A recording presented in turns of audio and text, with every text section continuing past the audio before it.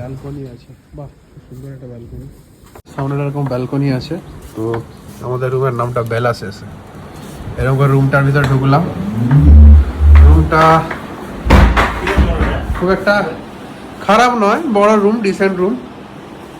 এখানে একটা double bed, একটা সিঙ্গেল বেড, একটা টি টেবিল আছে, একটা ছোট্ট একটা সোফা টাইপ আছে কিছু, এখানে টিভি আছে, এখানে এসি আছে। গানটা বন্ধ করুন দাদা।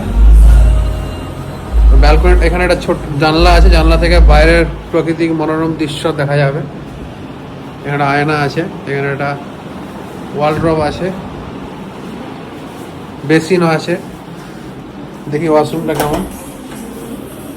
হ্যাঁ, ওয়াশরুমটাও ভালো, খারাপ না।